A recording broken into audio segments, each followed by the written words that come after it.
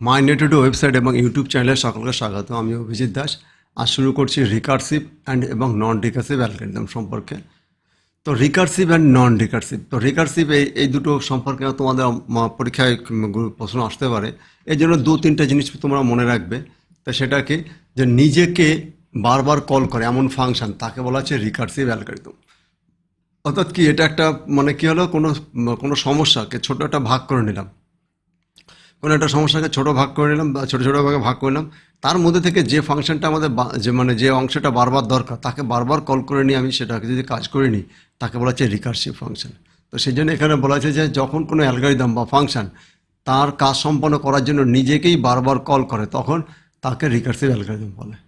এখানে রিকার্সিভ অ্যালগরিদমের এখানে কি, এটা একটা শর্ত, মূল বেশি আর সবথেকে বিশেষ শর্ত কি, এখানে একটা বেস কেস থাকতে হবে। বেস কেস মানে কি, আমাদের রিকার্সিভ যদি নিজেকে বারবার যদি কল করে, তাহলে কি ইনফাইনাইট লুপের মধ্যে পড়তে হবে, অর্থাৎ কি প্রোগ্রাম আর কখনো শেষ হবে না, এমন কোনো একটা পরিস্থিতি হবে আমাদের যদি লজিক ভুল হয়ে যায়। তো সেই জন্য আমাদের রিকার্সিভ ফাংশন অ্যালগরিদমের মধ্যে, আমাদের অ্যালগরিদম বা এরপর আমরা যখন কোনো প্রোগ্রাম করব, সেই প্রোগ্রামে আমাদের কী করতে হবে, একটা বেস কেস রাখতে হবে। বেস কেস মানে কি, কোথায় গিয়ে থামবে অ্যাটলিস্ট, সেখানে বলা হচ্ছে আমাদের বেস কেস। অর্থাৎ কি, তাহলে তো রিকার্সিভ অ্যালগরিদম কি, যে অ্যালগরিদম নিজেকে নিজেই বারবার কল করে, নিজের কাজ করার জন্য নিজেকে বারবার কল করে, তাকে বলা হচ্ছে মানে রিকার্সিভ অ্যালগরিদম। আর এর কি, এখানে এর সব থেকে একটা বড় লজিক হলো কি বেস কেস। অর্থাৎ এই অ্যালগরিদমে বেস কেস থাকতে হবে, কারণ কি এই প্রোগ্রামটা, যে লুপিংটা কোথায় গিয়ে থামবে, সেই থামার জায়গাটাকে বলা হচ্ছে আমাদের বেস কেস। তো এইগুলো আমাদের কোথায় কোন প্রোগ্রামিংয়ের ক্ষেত্রে সুবিধা হয়, যেমন ফ্যাক্টোরিয়াল ফিবোনাকি সিরিজ তৈরি করার জন্য।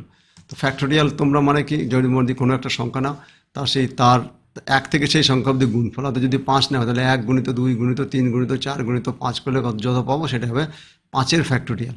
একইভাবে ফিবোনাকি সিরিজ কি, প্রথম দুটো সংখ্যার যোগফল তৃতীয় সংখ্যা, অর্থাৎ 1 আর 2 আমরা নিব, 1 আর 2কে যোগ করলে 3 হবে, তারপরে 2 আর 3কে যোগ করলে 5 হবে, 5 আর 3কে যোগ করলে 8 হবে। এইভাবে যে সিরিজটা পাওয়া যাবে তাকে বলা হচ্ছে ফিবোনাকি সিরিজ। তো ফিবোনাকি সিরিজটা তোমাদের এখানে কেমন হবে দেখো। তো এখানে দেখো ফিবোনাকি সিরিজ তোমাদের হবে, আমি যদি এখানে শুরু করি 1 আর 2 এখানে শুরু হবে, তাহলে এই দুটোকে যোগ করলে কত, 3 হবে। 2 আর 3কে যোগ করলে 5 হবে, 5 আর 2কে যোগ করলে হবে কত, মানে 3 আর 5কে যোগ করলে 8 হবে, 8 আর 5কে যোগ করলে কত হবে, 13। তো এইভাবে যে চলবে তাকে বলা হচ্ছে ফিবোনাকি সিরিজ।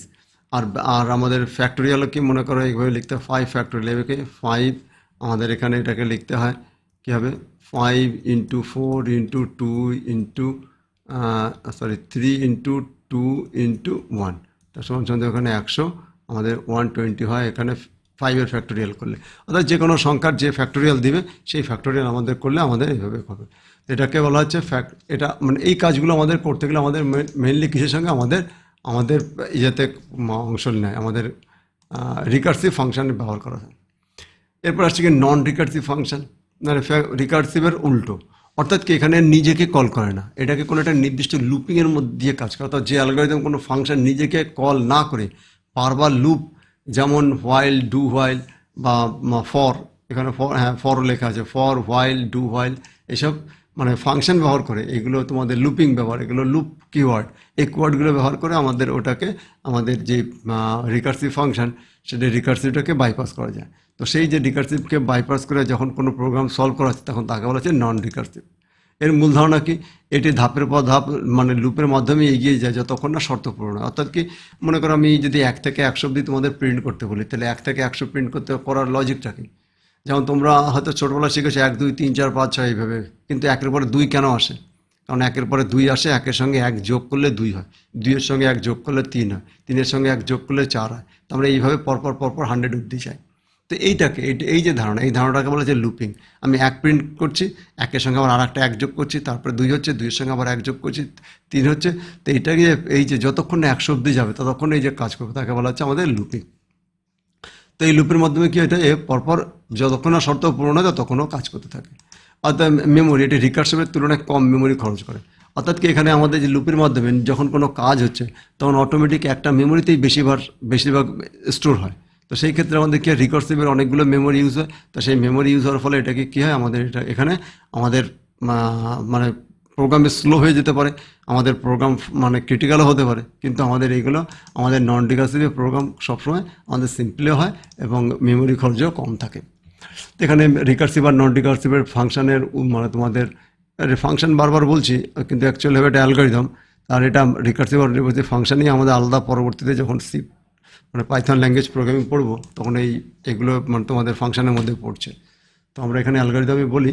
তো এখানে সংজ্ঞা হলো কি, ফাংশন নিজেকে কল করে, এটা লুপ ব্যবহার করে কাজ করে, কোড খুব ছোট এবং পরিষ্কার হয় এবং কোড তুলনামূলক বড় হতে পারে, তার সাধারণত ধীর গতি হয় আর সাধারণত দ্রুত গতি হয় এবং বেশি মেমোরি লাগে এবং এটা কম মেমোরি লাগে। আর বুঝতে বা ডিজাইনারদের সহজ এবং এটা অনেক সময় লজিক বড় হয়ে গেলে এটা বুঝতে অসুবিধা হয় নন রিকার্সিভে। তো এটা হলো আমাদের কী বললাম, আজকে আমরা পড়লাম অ্যালগরিদম। এর আগের ভিডিওতে পড়ছি অ্যালগরিদম, এটাতে রিকার্সিভ আর নন রিকার্সিভ অ্যালগরিদম সম্পর্কে পড়লাম। আমরা এর পরবর্তী ভিডিওতে পড়বো কি অ্যালগরিদম, জাস্ট আমাদের এই অধ্যায়ের যে মূল জিনিস, মূল বিষয়, সেটা হলো অ্যালগরিদম, সেই সম্পর্কে আমরা পড়বো। তো তোমাদেরকে অনেক অনেক ধন্যবাদ আজকের এই ভিডিওটা দেখার জন্য, এবং এই চ্যানেলকে লাইক, শেয়ার এবং সাবস্ক্রাইব করবে।